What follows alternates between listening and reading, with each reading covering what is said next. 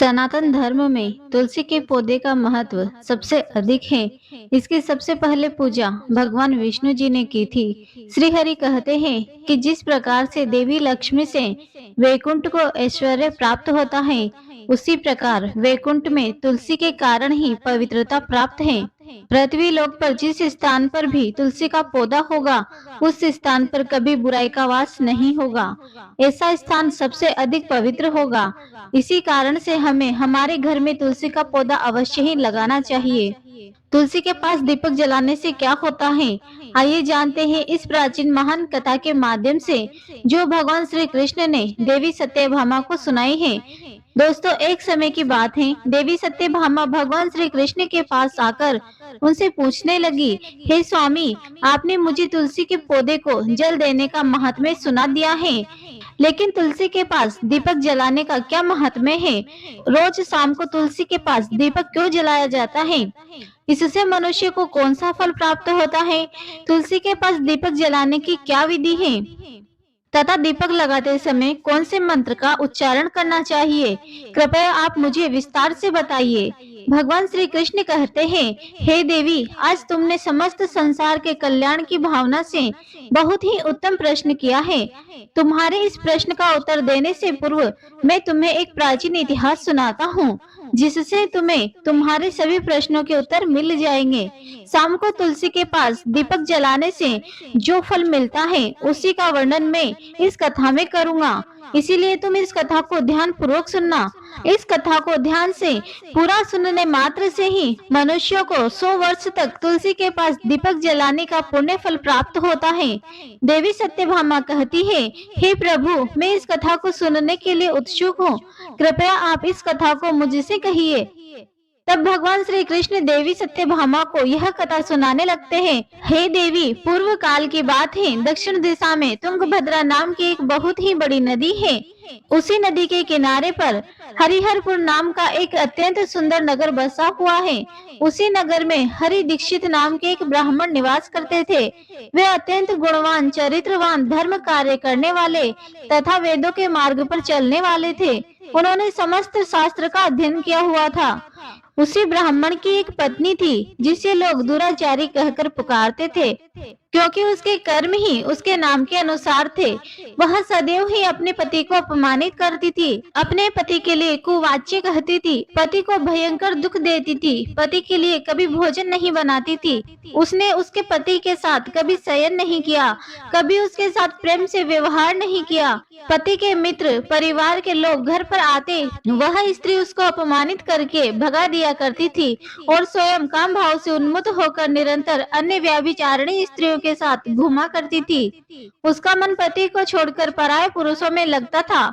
उसने कभी अपने पति से प्रेम से बात नहीं की, किंतु पराये सुंदर सुंदर पुरुषों के संग बैठकर बातें किया करती थी। पराये पुरुषों को मोहित करने के लिए सज धज कर गाँव में घूमने जाया करती थी। कभी वह वन में किसी वृक्ष के नीचे खड़ी रहकर सुंदर पुरुषों की राह देखने लगती और किसी दुष्ट पुरुष को मोहित करके उसके संग भोग विलास किया करती थी। फिर एक दिन वह दुराचारी स्त्री वन में जाकर एक वृक्ष के नीचे खड़ी हो गई।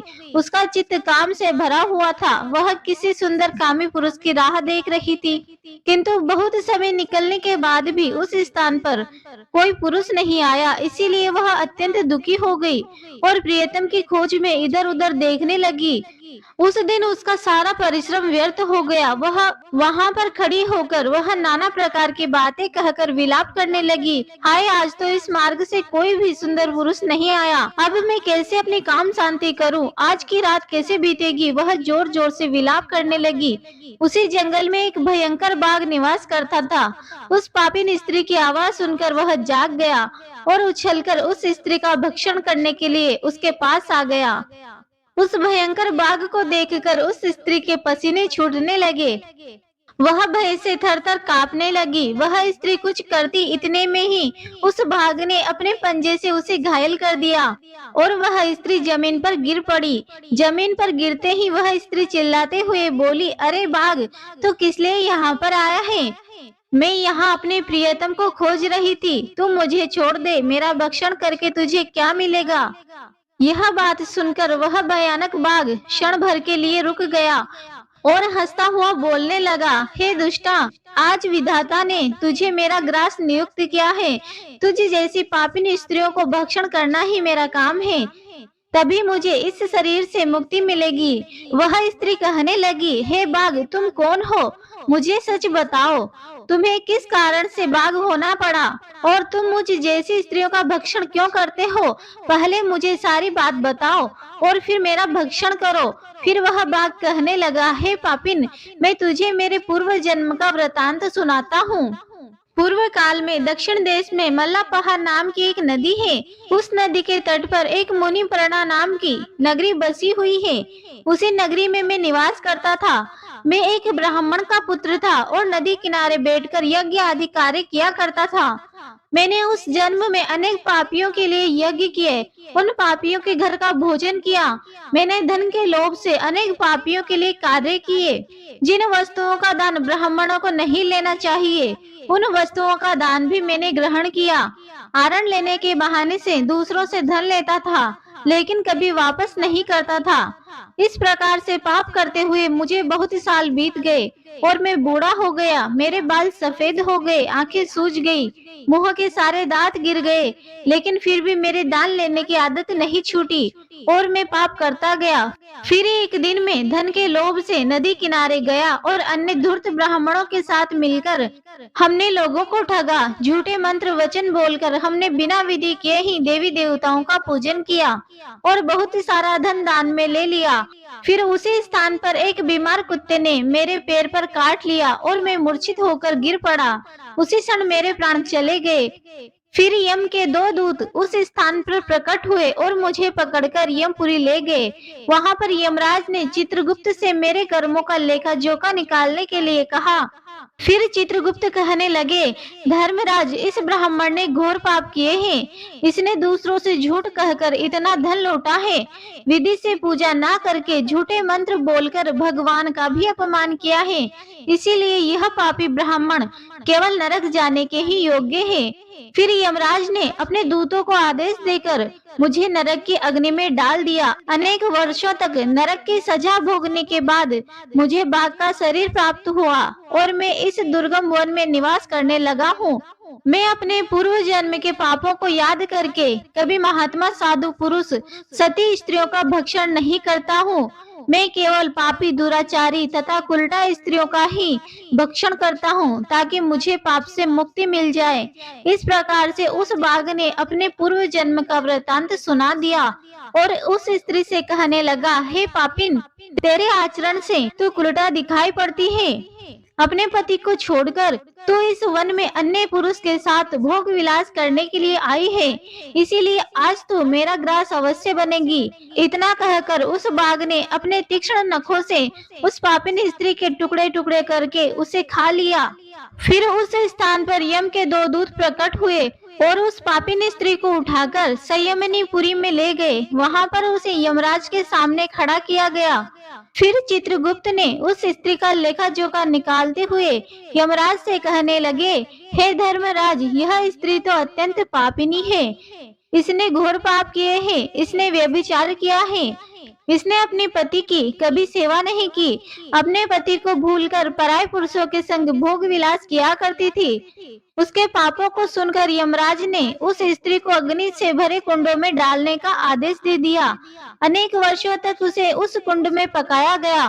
फिर उसे निकालकर रौरव नामक नरक में डाल दिया गया। इस प्रकार से उसे अनेक वर्षों तक अलग अलग नरकों में डाल दिया गया। वह पापिन स्त्री पुनः पृथ्वी लोक पर आकर चांडाल के रूप में उत्पन्न हुई। चांडाल के घर में जन्म लेकर वह स्त्री फिर से अनेक पाप करने लगी, व्यभिचार करने लगी, अनेक पापी पुरुषों के संग विहार करने लगी। फिर कुछ समय बाद पूर्व जन्म के पापों के कारण उसे कोढ़ का रोग हो गया और वह भयानक पीड़ा सहन करने लगी। उसका अंग अंग जलने लगा, उसके नेत्रों में पीड़ा होने लगी। इस दुख को सहन करती हुई वह दिन बिताने लगी। फिर एक दिन वह तीर्थ में स्नान करने के उद्देश्य से अंतपुर में चली गई। वहां पर वह एक आश्रम के बाहर निवास करने लगी। उस आश्रम में एक तुलसी का पौधा था।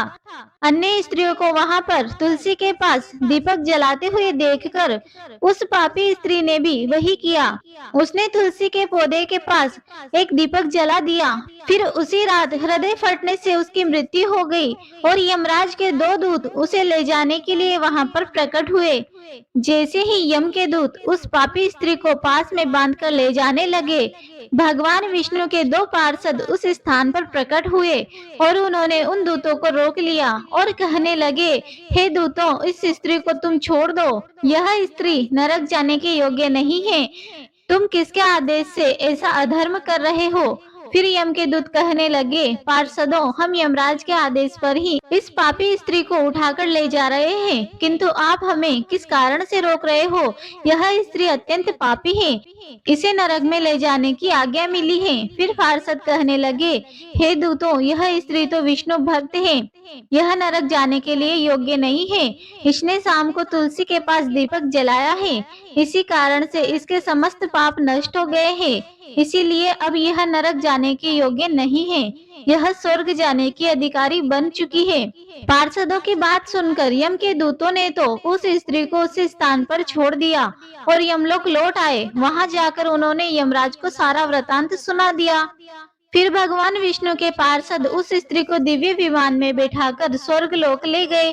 भगवान श्री कृष्ण कहते हैं, हे देवी सत्यभामा, इस प्रकार से तुलसी के पास केवल दीपक जलाने मात्र से ही मनुष्य के सभी पाप नष्ट हो जाते हैं। जो स्त्री नित्य शाम को तुलसी के पास दीपक जलाती है, वह सौभाग्यशाली बनती है। उसके पूर्व जन्मों के सभी पाप नष्ट हो जाते हैं, उसे सुख समृद्धि की प्राप्ति होती है। रोज तुलसी के पास दीपक जलाते समय इस मंत्र का उच्चारण करना चाहिए। ओम तुलसी देव्याय च विद्महे विष्णु प्रियाय च धीमहि तन्नो वृंदा प्रचोदयात। श्री कृष्ण कहते हैं, हजारों अमृत के घड़ों से नहलाने पर भी श्री हरि को उतनी तृप्ति नहीं होती जितनी वे मनुष्यों के द्वारा तुलसी का एक पत्ता चढ़ाने से प्राप्त करते हैं। 10,000 गोदान से मानव जो फल प्राप्त करता है, वही फल तुलसी पत्र के दान से पा लेता है। जो मृत्यु के समय अपने मुख में तुलसी पत्र का जल पा जाता है, वह संपूर्ण पापों से मुक्त होकर श्री कृष्ण के धाम जाता है। तो दोस्तों, इस प्रकार से भगवान श्री कृष्ण ने तुलसी के पौधे के पास दीपक जलाने का महत्व बताया है। आपको यह कथा कैसी लगी, कमेंट करके जरूर बताएं। जानकारी अच्छी लगी हो तो वीडियो को लाइक जरूर करें। कमेंट में जय श्री कृष्ण, जय मां तुलसी जरूर लिखिए। साथ ही चैनल को सब्सक्राइब करें। आप सभी का धन्यवाद।